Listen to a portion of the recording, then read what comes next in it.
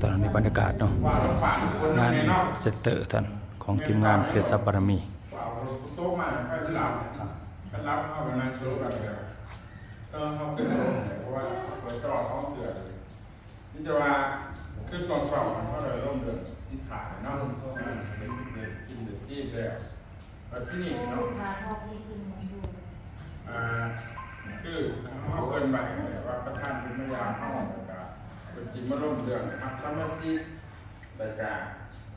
เขาเป็นธุรกิจกับเพื่อนนี่เขาสิได้ยังเนี่ยสินะอันนี้คือไอ้ฝั่งเป็นฝั่งพาดเองเ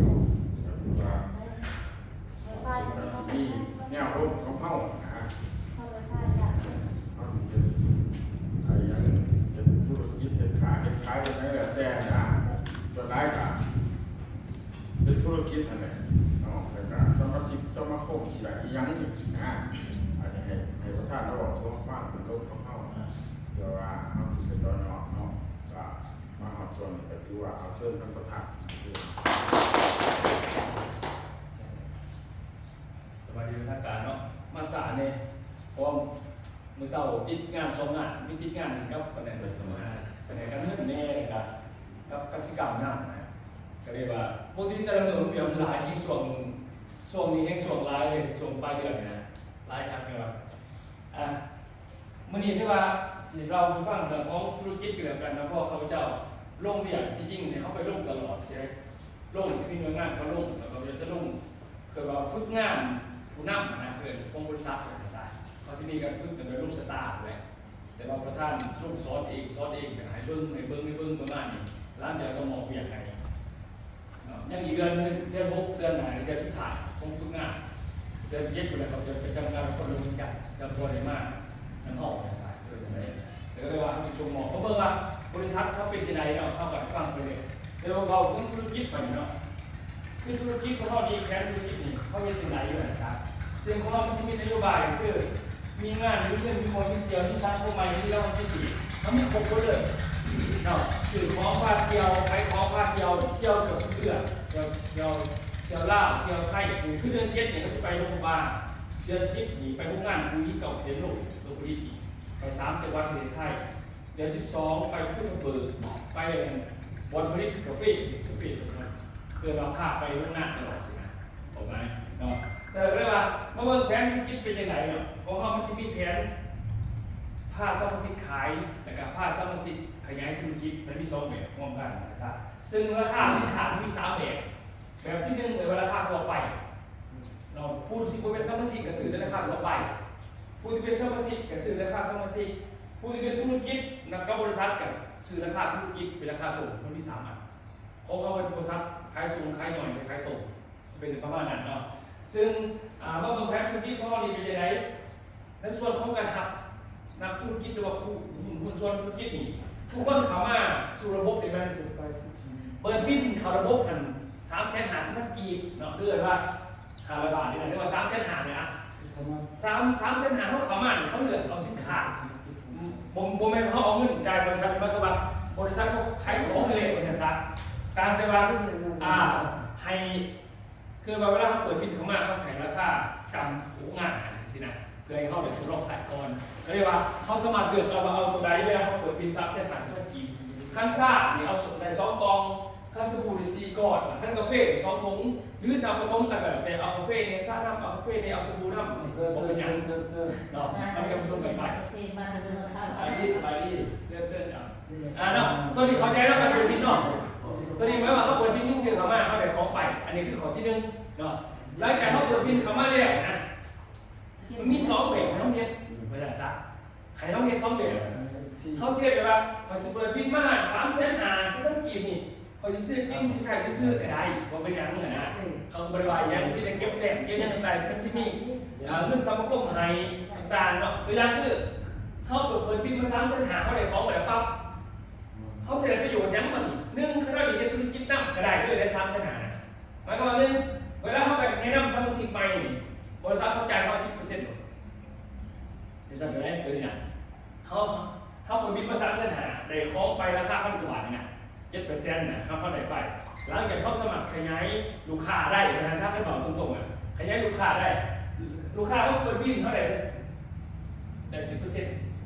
2ถ้าเขาเป็นเจ้าภาพงานที่สิเกิดเจ้าภาพงานสิเนี่ยที่ว่าลงพวกเพื่อนเหลือแต่มันมีแผนของบริษัทเท่าไหร่อีก2%บริษัทกระจายไปขึ้นเรื่อยๆแล้วก็ต่อมาขอ3เป็นมันที่มีฮับชิด30จากสมาคมแต่งงานขอลูกเสียชีวิตตัวนี้ได้มันที่มีสแตมป์เวลาเขาสื่อของเขาใช้สแตมป์แต่ว่าเขาต้องเป็นสมาชิก3เส้นหาก่อนได้มันจะมีสแตมป์ออกไปถ้าเราซื้อมันจะบ่มีเอาไว้นะแต่ถ้าเราเป็นสมาชิกแล้วนี่คือเขาเปิดบินแล้วปั๊บทุกการซื้อมันมีสแตมป์หายไปสแตมป์ไปตัวนี้มันสามารถเอามาคูณเงิน100 ถึง 1,000 เท่าของตำแหน่งสมาคมที่มีอยู่กรณีเขาแต่งงานขอลูกเสียชีวิตได้กลุ่มสมาคมตัวเดียวเก็บกระโดดสื่อเดือนปีสื่อวิสัยปีหน้าแปลว่าเกิดขอลูกเสียชีวิตแล้วแต่เขาประจักษ์มาได้กลุ่มสมาคมเขาสามารถยืนได้เลยที่ให้ผู้ป้องกันที่หายไปมันจะเป็นประโยชน์เรื่องเขาเป็นเงินกลับขึ้นมาเขาใส่ซองขาวสินะมันมีสิได้เลยฉะนั้นเขาสมัครสมาชิกสื่อนี่เขามีสิทธิ์แต่ค่าขยายลูกค้าคนท่านพ่อเป็นเจ้าภาพแล้วก็ได้สแตมป์สมาคมนะแล้วก็ขอที่4คะแนนมันจะมีคะแนนที่เขาสื่อมันจะมีสะสมเสร็จปุ๊บเนาะมันจะมีสะสมเสร็จปุ๊บมันจะมีปุ่มสะสมคะแนนไหนนี่มันจะมีปุ่มสะสมสิทุกคนนี่เวลาเขาสื่อสินค้าที่มี100คะแนนถึงไปสุ่มก็ใส่ฟรีตัวนี้มันจะเก็บคะแนนไว้ให้เราสึกเดือนพึ่งสำนักหัวเลยเก็บไปเดือนที่มีเหลือแต่ตัวนี้เขาสามารถมีตั้งคะแนนในปุ่มนี้ก่อนนี่แต่งงานคนลูกเสียชีวิตไม่เอามาพูดรอเท่าบริษัทจะใช้ช่องสุดๆ1 ล้านปีคน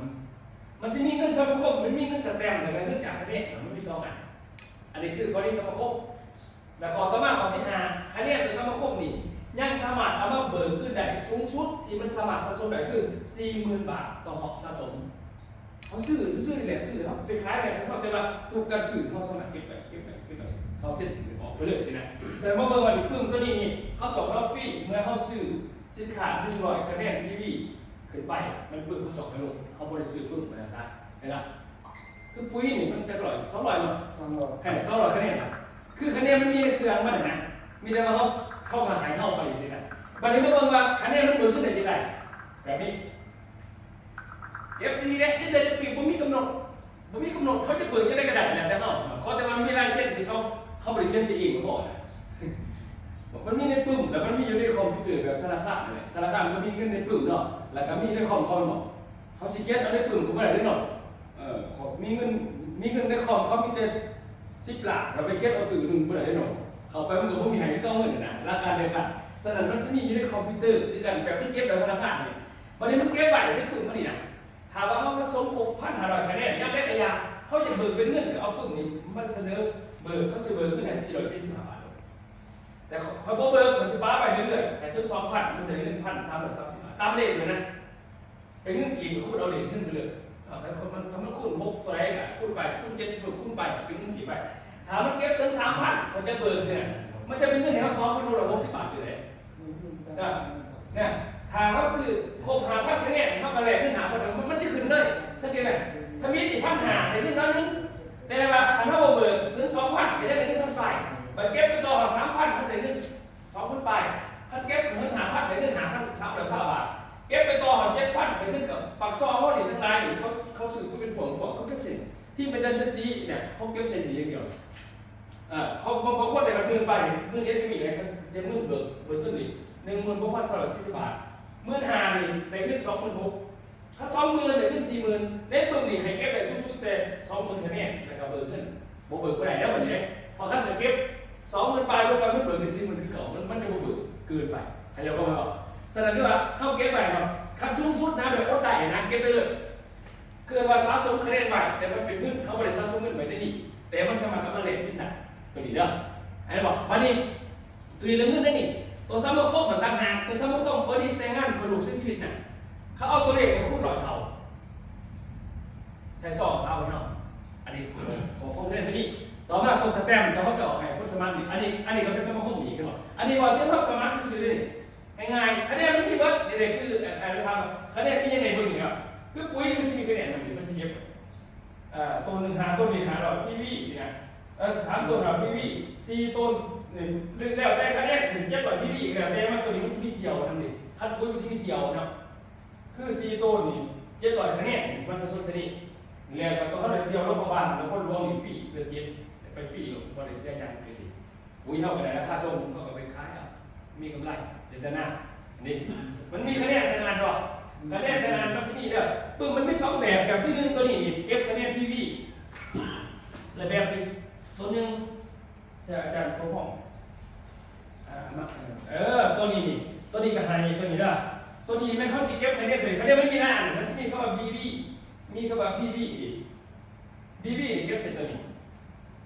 เป็นเงินโครงการเอาเงินอีกเลยคะแนนมันมีอยู่นี่เข้ามาซื้อของปกติเนี่ยแต่ละเข้ามาซื้อได้ตัวนี้เขาจะเก็บไปเข้าเก็บไปเวลาซื้อเราเนี่ยมันมีเขากับเส้นจับตาเนี่ย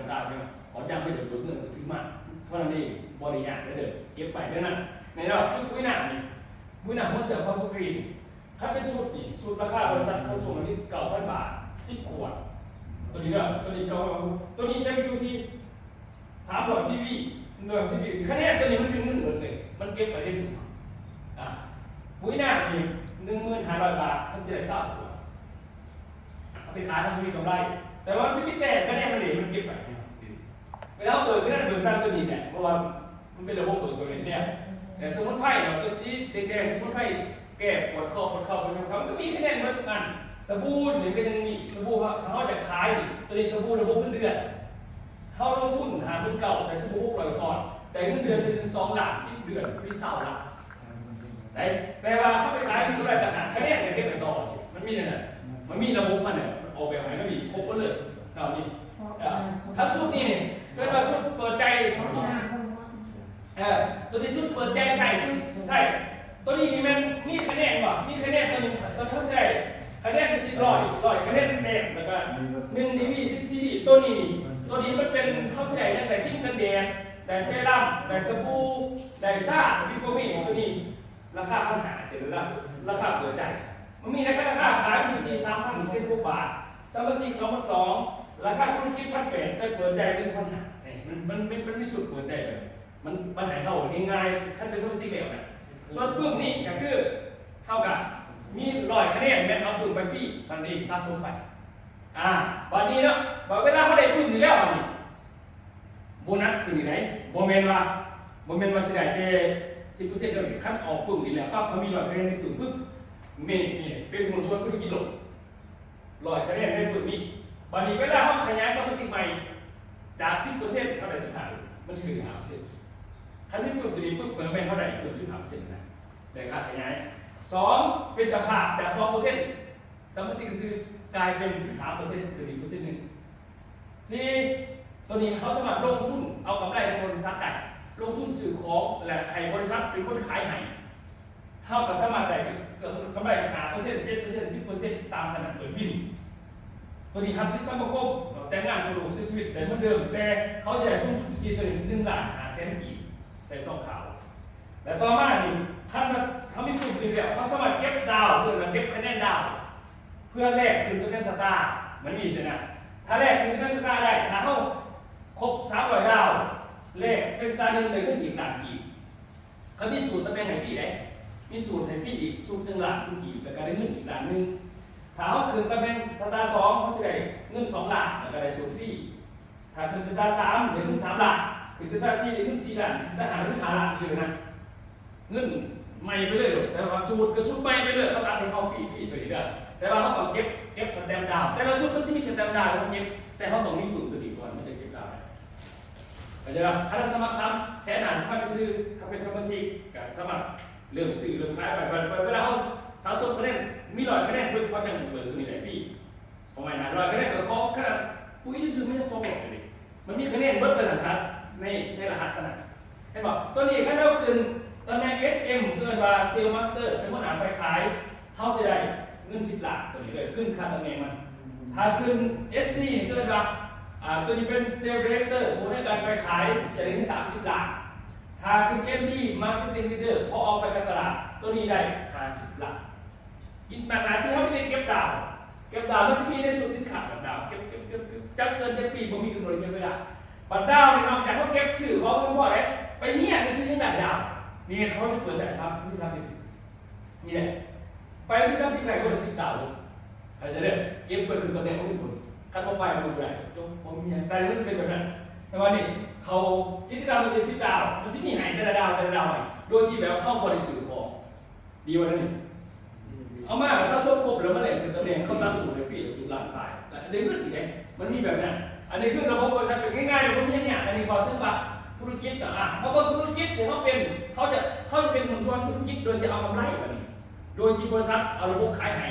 มันที่มีเปิดบินอยู่3ขนาดเด้อขนาด1เรียกว่าขนาด S ขนาด 2M ขนาด 3L ขนาด 1S นี่แม่นเปิดบินอยู่ที่ 3,965 บาทเขาเสียกำไร5%เพราะเป็นกำไรจากคนลงทุนไหนกำไรจากยอดขายที่เอาของเขาไปขายเขาไปขายแล้วเขาถึงดิเขาขายราคาเนื้อทุนขายเท่าไรเขามาคูณกัน5%โดยใส่ระบบองค์การจัดการบริษัทเป็นผู้ขายให้เขาบริขายเองถ้าเขาเปิดขนาด M นี่แม่ขนาด M นี่ลงทุนอยู่ 6,000 บาท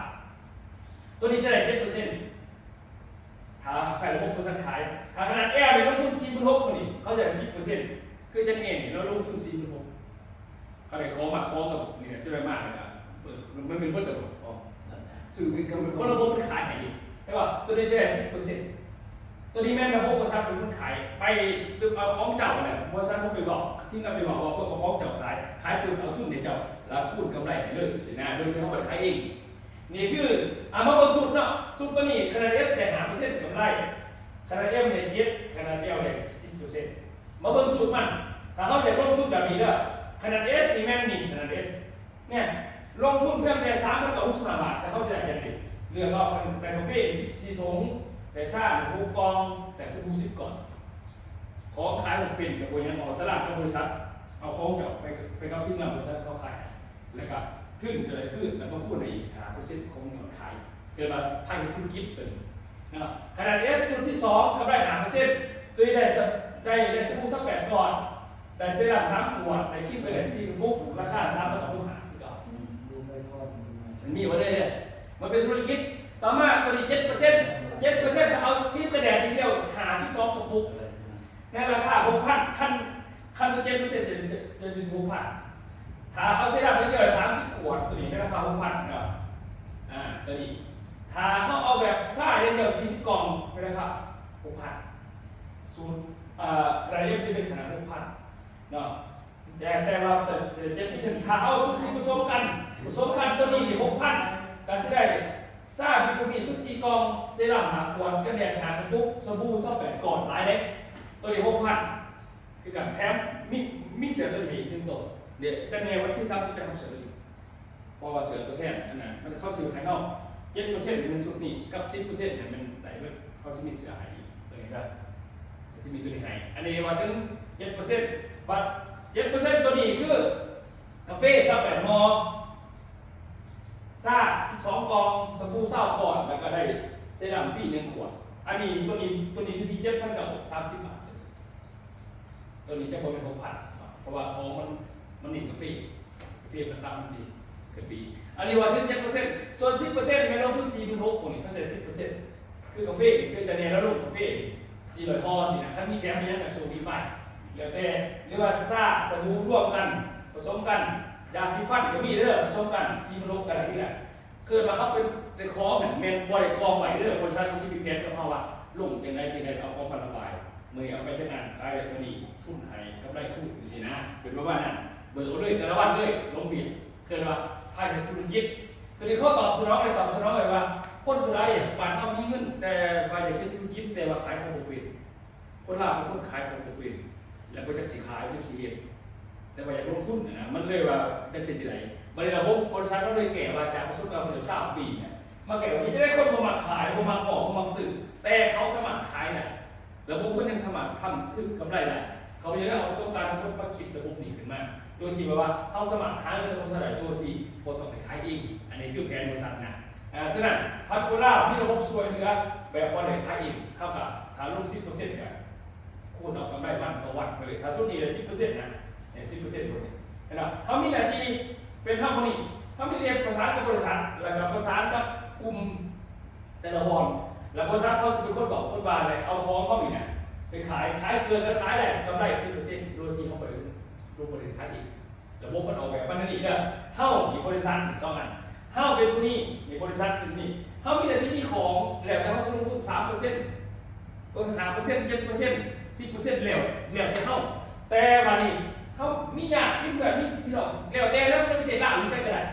เนี่ยเขาก็มีของเขาก็เข้าประสานบริษัทเขาสิไปอีกบริษัทเขาสิไปปุ๊บนี่เขาสิโลกนี่เกิดการขายเอาของเขานี่ขายเกิดการขายเกิดการขายเกิดการขายเกิดการขยายพวกนี้เขามีรายได้ของเขาได้เด้อแต่เฮานี่จะได้ว่าขายไปเท่าไหร่ขึ้นเท่าไหร่ขึ้นมาแต่เฮาสิได้กำไรอีกอยู่ที่ 10% สูงสุดคือจะเน้นอีกได้ตัวนี้ป่ะตัวนี้ไม่หลับตัวนี้ไม่ว่าชนะได้ 7%เปิดบ้านดีกว่าไปขายไปเป็นรายเติมไปตัวนี้เนาะฉะนั้นที่เข้าเป็นที่เข้าเป็นผู้นี้เป็นสมาชิกแต่ก็เป็นหนุนชวนนี่เข้ากับติดต่อผู้ที่สนใจอยากฟังธุรกิจฟังซื้อก็ได้พวกนี้อยากใส่สินค้าลงเบิงหรืออยากฟังเบิงก่อนขั้นจะได้จะคอยว่าเข้าไปนี่เขาก็ไม่ต้องประสานกับกลุ่มบริษัทซื้อบริษัทนี่ของกับของเขาบริษัทก็กับไปห้าเท่าแล้วก็เขาเป็นรถเมล์แล้วนี่เอาของเขาไปขายเลยนะขายเกินขายก็คือกำไร 10%นี่ขึ้นเข้ามาได้ปกติตับกันตะวันเกิดเราพลาดเห็นพลาดขาดนี่คือบริษัทที่มีงานแบบนี้เด้อบัวได้เห็นมันยากกว่ากันซะแต่ว่าเส้นเท้าขายเองเป็นแบบนี้เขาใส่กำไร3%ถึง10%กำไรสูงว่าคันเราขายเองได้ไปเลยว่าบริษัทขายให้แล้วคนนี้เขาจะไปเอาขายให้เขาก็ไปช่องสิเขาเสียกำไรสูงถึง 410% สินค้าเท่านั้นกำไรหลายออกแบบมาง่ายๆเพราะว่าเนาะอันนี้คือเรื่องเล่าของธุรกิจนี่เลยว่าเขาเข้าใจไปได้กับเครื่องตามนั้นแต่ถามว่าเขาอยู่ในวงการต่างบริษัทเกิดมาเป็นผู้นำเป็นผู้บริหารในระบบวงเฮียแบรนด์ซัมเมอร์โคกเนี่ยเขาเอารายได้ของเขาตัวอย่างคือองค์การต่างเนาะตัวอย่างอาจารย์พ่วงใช่ไหมอาจารย์พ่วงสิปุ๊บนี่ก่อนนี้มาเกิดดูเงื่อนของเกิดแต่งงานขอดูเสียชีวิตในซัมเมอร์โคกคนเดียวกลุ่มที่เป็นคณะบริหารบริษัทเขาจะคูณเขาจะเบิ่งรายได้เขาหย่อนหลังจากบริษัทเท่าไหร่เขามาคูณให้เขา10 เท่าเอาเงินใส่ซองให้บนมีกำหนดแผนหนึ่งได้เกิดเรามันมีเงินดูแลพวกนี้หายไปกันซะแต่งานคนหนุ่มเสียชีวิตสูงสุดเขาใส่ให้ละ5 ล้านกีบสำหรับคณะบริษัทตัวนี้เขาสมัครเป็นไดเดอร์บริษัทก็มีโรงเรียนสอนไหนสอนที่บริษัทเลยเขาจะเป็นตำแหน่งนักเรียนแล้วเขาก็จะมีขึ้นวิชาการไฮไลท์อันตัวนี้เข้าไปเรื่อยๆว่ามันจะมีของมาดิตัวนี้เขาจะสอนเฉพาะคนที่เรียนในบริษัทเขาจะดังอีกโคกโขใหญ่แล้วก็ถ้าเป็นผู้จัดการบริษัทมีรถไหนอีกขั้นนึงรถประจำตำแหน่งแต่สถานะมันจะมีของมันไปแต่ละของแล้วก็มีคะแนนที่เขาสะสมถึงปึ้งนี่มีประโยชน์อย่างจะคอยศึกษามันเป็นแผนนี่เลยแผนที่เขาจะหักเงินเดือนจากบริษัทอีกเดือนนึง2,500 บาทถึงเดือนนึง110,000 บาทตั้งหากตัวนี้เงี้ยที่หลังเขาเปิดโรงเรียนสอนเอาทันมาเขาบอกไปเป็นโรงเรียนเขาจะบริษัทตัวนี้มันมีของมันไปมันมีสูตรตำแหน่งในทุกขั้นตอนหรือแล้วก็มีส่งต่อให้ลูกให้ร้านได้ประมาณนี้นะมาเบิ่งในของซัมมาคมเด้อซัมมาคมเดี๋ยวเขาได้ผ่านมากเป็นสิเนาะซัมมาคมนี่เนาะซัมมาคมแต่งงานเขาดูเสียชีวิตก่อนนี่เลยก็คือเคสนี่เขาจะเบิ่งตามตำแหน่งเขาไม่หมดเสือมันจะสีบอกคือกันตำแหน่งเขาจะคุณตามตำแหน่งถ้าตำแหน่งจะดีเปิดวินหา100 บาทก็เป็นตำแหน่งอื่นแต่ตำแหน่งไม่เด็กแต่ว่าตำแหน่งนี่เวลาเกิดแต่งงานคนดูเสียชีวิตเขาจะเอาสแตมป์ที่เขาสะสมมาคูณได้100 เท่าถ้าตำแหน่งที่2นี่แมนได้200 เท่าตำแหน่งที่3ได้300 เท่าตำแหน่งที่4ได้500 เท่าตำแหน่งที่5ได้600 เท่าตำแหน่งที่7 700 เท่าตำแหน่งที่7ได้1,000 เท่าตัวสแตมป์ที่เขาสมัครเนี่ยเขาชื่อของนะครับสมัครมาพูดเอาเงินตัวนี้เมื่อเขาเกิดแต่งงานคนดูเสียชีวิตสูงสุด 1,000 เท่าแสดงว่าคณะมีคะแนนในมือนี่10,000 คะแนนมาคูณ1,000 เท่ากันเลย10 ล้านกีบสินะแล้วแต่กรณีว่าคะแนนมันเก็บเป็นเท่าไหร่แล้วง่ายๆมันก็ซื้อของขายของกำไรมันก็ได้ขยายลูกค้ามันก็ได้แล้วก็สแตมป์สังคมมันก็ได้สิมันโมเมนต์เราสินค้าแค่สมัครเอาสแตมป์โมเมนต์ไหนมันมีธุรกิจไหนพอใช่ป่ะก่อนที่เขาเฮี้ยนบอกคือเขาพยายามยุ่งคนเป็นพันๆเลยเขาจะเป็นปีในอายุ41 ปี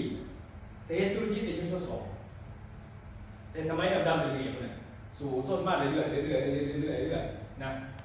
มันคือจะมีกิจกรรมต่างๆเกิดขึ้นมากๆในบริษัทนะอันนี้คือว่าเป็นซัมโมโคมได้แล้วเขาก็ไม่ได้ที่นี่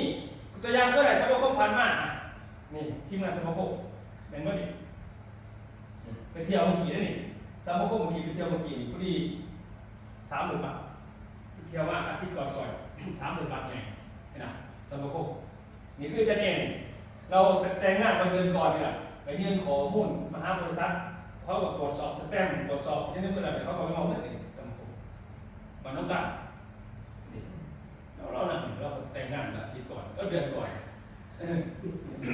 บริษัทมีวงดนตรีเนี่ยเด้อมีวงดนตรี4ก่อนมีครบมีดาวของมีคณะวงดนตรี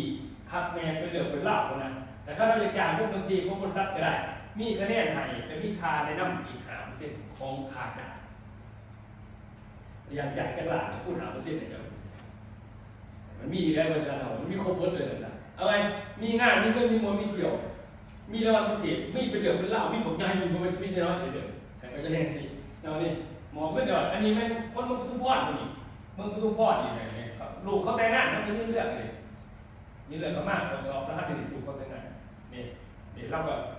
มาทำเพื่อนเองเพื่อนสอบให้ก็มีงานอะไรนะไอ้นี่ปักซองเข้าอยู่บ้านบัดหลวงนี่เราก็ยืนของมูลมากตอนนี้มันลูกเราออกลูกเพราะที่อยู่ในสมรภูมิเนี่ยครับทั้งเจ้าเกิดแต่งงานของลูกชีวิตเนี่ยไม่ตัวอย่างเจ้ายืนตามขั้นตอนมันเขาก็ตรวจสอบตามขั้นตอนระบบมันนะมาทำเพื่อนนี่หลายเรื่องหลายครับอันนี้มันอยู่บ้านทั้งสัมพันธ์ปักซองอันนี้พอได้เสียชีวิตแล้วก็ทำเงินอันนี้อยู่บ้านอยู่ทางแตงว่าทางจุฬา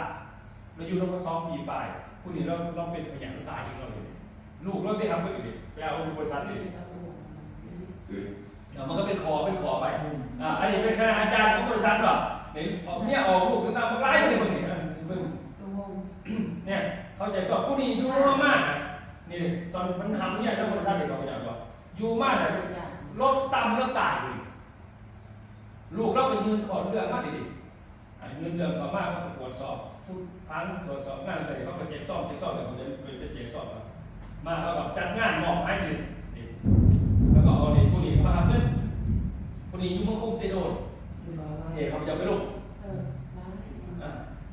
บ่แม่น้อยปีได้เด้อสิตัวบ่แม่นกำลังเกิดธุรกิจกำลังเกิดปีได้เด้อนี่ข้าพเจ้าลงไปหาเราลูกเรามานั่งฟังแล้วก็ไปเที่ยวแล้วเราสื่อคุยไปให้เขาดาวมันแสกดีแล้วก็ไปเที่ยวไร่บอลน่ะไปเที่ยวไร่บอลแล้วอยู่น้องๆปี2 ปีไปกันคนนี้มาแล้วเราไล่ตายจากคนอื่นนี่ลูกเราก็เขียนไปเสนอมากว่าเนื้อเขาเป็นไปเซ็นชีวิตแล้วตัวนี้ได้ปีเลยได้ปี2017ปีนี้2026เดี๋ยวจะปีก่อนถ้าเป็นธุรกิจมากแต่ผมไม่หน่อยปีเรื่อยๆแต่ว่ามันหลายแล้วอย่างสายนี้ล่ะนี่ล่ะยืนมากก็ตรวจสอบผลงานต่างๆผ่านมากมันจะตรวจสอบในโทรศัพท์หรือในคอมพิวเตอร์ในมันนี่อาจารย์พวกแล้วก็นี่ให้ไปตรวจสอบไปมึงไปแย่งน้ำนี่ไปยืนหลานเราก็มาหักเงินนี่มาหักเงินนี่ล่ะหลายก่อนที่เสียชีวิตที่แห่งหลายเป็นร้อยเรื่องมันนะเจอเข้าโมจกเปิดอาจารย์หลายอันนะครับคือมาขาดโอเคนี่บอกถึงเรื่องของสมาคมนี่คือระบบว่าง่ายๆเนาะผมบริญญาณคือถ้าสมัครสมาชิกคือซื้ออยากให้เขาสื่อคะแนนข่าวสะสมไปก็ได้เนี่ยบอกเป็นยังคอยสะสมกับไปมันจะบอกเราคะแนนตัวนี้มันนั่งมันจัดเองมันเขาได้เลยเรียนไม่จัดเองแต่พี่ถ้าเปิดบินเพื่อเอาของใส่ราคาถึงคือตอนเนี่ยว่าหลังจากนั้นเขาสะสมคะแนนกับไปซื้อปุ๋ยก็มีซื้อกาแฟก็มีซื้อยังก็มีไปซะนี่คือบอกถึงสมาคมเนาะต่อมาบอกถึงตัวเขาพาเที่ยวนี่บริษัทก็จะมีที่เดินเจ็ตก็จะไปรถกระบะเป็นที่รถไฟดาวไปในรถกระบะเนี่ยตัวนี้เอาเทซ่าปุ๊บแต่ว่าสิครบไปเลยก็เลย10 ไปเลยอีกวันสักเพื่อวันที่30อีก6จะมีเพราะว่าเมื่อนี้ยอดปุ้ยจองเข้าไปคนนี้กองแก้ว15 โตนปากซอง15 โตน45 โตนเลยมื่อนี้นะ45 โตนกับพวกฝ่ายมื่อนี้เดียวเนี่ยเขาใช้วันแก้วกันวันที่30นี่45นะเดี๋ยวจะมาแก้วกันแต่2โถพระราชดำเนินของงานนะประมาณจะนี่เขาเก็บถึงผมเจ้าก็เต็มแหละสรุปวัน30ก็เต็มเลยพาไปขี้ซ่านะพาไปขี้ซ่าพาไปเที่ยวโรงพยาบาลอะไรเด้อเอาไงซะเขาเห็นตั้งก้นบอกไปเฮ็ดโตบอกไปเห็นหน่อยเขาบอกไปซื้อกับไปเช็ดหมดเลยเนี่ยอันนี้เขาพาไปหลอกโรงพยาบาลแล้วพาไปที่บ้านที่เวียงจันทร์เนี่ยในคือว่าที่เดือน7ไปนี่มาเดือน10ไปนี่เดือน10ที่เขาจะพาไปกาญจนบุรีสุพรรณบุรีพระนครศรีอยุธยาไปเมืองพงอันปุ๋ยเก่าเสียโนไปเรียนรู้เรื่องปุ๋ยเดี๋ยวว่าเขาผลิตจังไรเอาจะได้เป็นผลิตหลังจะพาไปเที่ยววัดถังมังกรทองไปเบิ่งเมซี่ฟูน่ะลงหนังไปเดี๋ยวฟูขึ้นไปฟูไม่มีเลยจะพาไปนะไปวัดถังเสือเนี่ยไปสุภาพแม่น้ำแควนะ อันนี้3 ตนตัวนี้3 ตนหนึ่งที่นั่นส่วนนั้นเขาซื้อรวมกันที่หนึ่งกันเพราะว่าบริษัทเขาบริขายบริษัทเขาบริขายเป็นช่อแล้วบริษัทบริขายเป็นตูนบริษัทเขาจะขายเป็นรถ10 ล้อเอาเป็นพวกฉะนั้นแต่ละที่เขาสีว่างแค่หน้าลูกค้าเขารวมกันนะแล้วมาสั่งคนเดียวรวมกันสั่งคนเดียวบริษัทเขาวันนี้มีขายเป็นตูนไหนเพราะบริษัทน้ำเขาเด็กน้ำเขาเลยครับช่วงไหนก็เข้ากับไปต่อแต่ว่าเขาสีได้โปรยว่าพวกหนึ่งไป10 คน10 ล้อหนึ่งไปหาคนสินะนี่คือข้อสุภาพคือเที่ยวฟรีไอ้เที่ยวในฟรีรถบอกเกี่ยวกับราคาสินค้าเลยขั้นต่อไปมันตัดสูตรบอกเกี่ยวคงคอยไปฟรีผมหมายว่าเป็นมาเตรียมนึกโปรดักต์เดี๋ยวโปรดักต์ยกเว้นว่าคนไหนมาฟรีไปขายมีมุม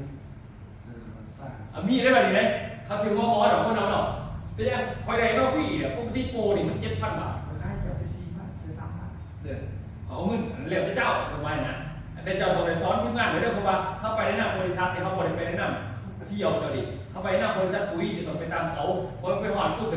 ดินตัวของเขาเพราะเขาไปเลยเพราะเขาบริษัทปุ๋ยพาไปบอแมนมาเข้าไปชื่อบริษัททั่วเที่ยวสินะมันก็มีของมันติดบอกว่านี่เขาจะว่าไปลองแพร่แบบนี้ลองแพร่เป็นการเจริญบุรีเป็นเตะเทคม้วนเสียม้วนกันฉะนั้นมันไปเนี่ยแล้วต่อมาถ้าไปที่สุพรรณบุรีไปบุญดูวัดนั่นนี่บางบ่อนเพาะง่ายเลยแล้วก็มาที่อยุธยาไปที่อันนี้บนเขาแสดงนักเจาะก็ที่มือนี่ไงอาจจะว่าไปแล้วไปแต่งตัวเจาะทางเป็นซ่าแบบนี้เขาจะไปทั้งหมดอยู่30,000 บาท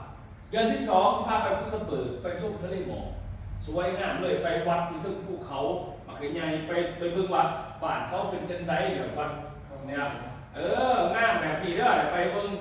ดอกไม้ก็งามไปเนี่ยบอลลูนไปอะไรนี่นะไปเบิ่งแก๊สชนบอลชนแก๊สคือญี่ปุ่นนี่นะอันนี้คือเขาจะไปเดือน12ตัวนี้เดือน12นี่เขาไปช่วงนั้นคือ30,000 บาทตัวนี้กันอันนี้วันเขาจะไปภูทับเบิกอยู่เขาขอบบ่แม่นนักกินเด้ออยู่เขาขอบประเทศไทยอันนี้คือว่าเรื่องเส้นทางใหม่จุดกำเนิดของธุรกิจนี่เขาพยายามไม่ยังคือว่าเฮ็ดได้นะเขาพยายามเฮ็ดธุรกิจเป็นอยู่2 ปีชีวิตเปลี่ยนแปลงอยู่ของนี่เขาพยายามไปใหม่ที่เขาสู่วงการธุรกิจของเขานี่เมื่อกี้นี่ปี2009เขาจะไปเนี่ยสมัยเขาจะมาอยู่ในวงการไม่ได้เนี่ยปี2009ธุรกิจจะจ้อยดำๆไปขายสบู่เขาก็บอกว่าขายเจ้าหน้าก่อนจังซื้อน้ำขายยาชุ่มไข่ก็ว่าเจ้าสมบัติจอยขันยาดีจะสมบัติจอยแต่กี่สารพัดอย่างเขาไปจอดชอบจิเปียนกับคนไหนเนี่ยดำๆไปเหี้ยนโอ้สมุนไพรยาดียาดีไทยเหี้ยนจีนกินไป4 เดือนจะมาเป็นซาจะมาเป็นกาแฟจะมาเป็นสบู่เนาะแต่ก่อนเขาจะขายยาขวดนึง4,500 บาทคูณเงินตะกี้มัน250เนาะมันก็หลายบาทเนาะบาทเดี๋ยวนี้มันคูณโบราณมันก็ขายโบราณก็เรียกว่าก็เป็นเจ้าของบริษัทเองตั้งแต่ปี2003มาเลยเราจะเป็นเจ้าของบริษัทแต่กี่ตามใจเราดูซีที่หาที่เป็นบริษัทเองมันแบบข้อมูลมันพอกเลยนะก็เรียกว่ายามันมุดปืนแต่ก็เราจะไปเห็นใหม่ไปเห็นธุรกิจอะไรตัวนี้อยู่พัทยาเขาจะพูดมาไปเที่ยวมีไฟมีฟันไปลุยขายยาตะกี้ตากับเขาจะใช้แบบตาแต่ใดกำลังกดแหวนอยู่4 ปีแต่ก่อนใช้แบบต้องแบบต้องงานไปขายยาสมุนไพรถ้าว่าขันยาดีจะไม่จบให้เจ้าหน้าก่อนจะซื้อเนาะสบู่ยากที่ซ้ำที่ขายได้ขวดนึง2 เดือนขายไม่ได้อีนี่เนี่ยลุยบักซองสมสนุกโอยังเลยนี่เขาอย่าลุยชีวิตบางคนเราทานขึ้นมาไปเองอันนี้ก็สบายเลยมันนั่งมีเงินมากมีเนาะมันมีเงินมากนะตะกี้เขาเป็นบริเวณสิกระดานเรื่องคนนั่งชมกันเขายังงงยังหน่อยมีแฟมอันเดียวตัวนี้มันไปเห็นเบียดจังสิเนี่ยเขาหนีไปเขาไปมันง่ายตามหนีออกไม่ใช่ที่คอมมีแข็งเนี่ยมาได้สู่กันมากเลยเนี่ยปืนไปเสร็จพากันปืนอีกจ้อยๆนะอยู่นั่นกันนี่คุณรู้อีกกันเนี่ยเป็นไงอยู่วัดพยาบาลนั่นนี่อันนี้เป็นเถาคนมากจะหันจำเพศไปขายยาสมุนไพรหัวเข้าไปจะจอยดำๆเนาะแต่งตัวใส่ในขันอยู่ได้ผมว่าไงคนเดี๋ยวคนฝึกคนดีวันนี้เขาบอกว่าลูกเขาบอกว่าพวกที่บ้าเขาว่าเป็นตัวผู้เฒ่าเขาเป็นตัวผู้เฒ่าเขาว่าตัวเส้นกับตัวผมก็ลงแบบเป็นตัวยุวัดเขาว่าเฉยแบบเครียดตายเลยเลยดีแหละสู้มากว่าไม่หน่อยเลยบึกบืนมากจะคอยมามีเงื่อนจะมาสื่อจอมาสื่อคอมตะกี้เขาจะสื่อเนี่ย3,500 บาท ตะกี้มันกับรุ่น250น่ะก็มันหลากหลายนิดนึงซื้อกับจอมากไม่ใช่แบบนี้ลุยกันกลางคืนไปหอดว่าเบี้ยอะไรนี่มึงแม่อะไรเนี่ยโมเมนต์หวานอะไรเด้อเขาจะไปเขาเป็นคนเมืองทองไปเป็นภาษาแต่ไปเลยเขาจะมีคนบอกไป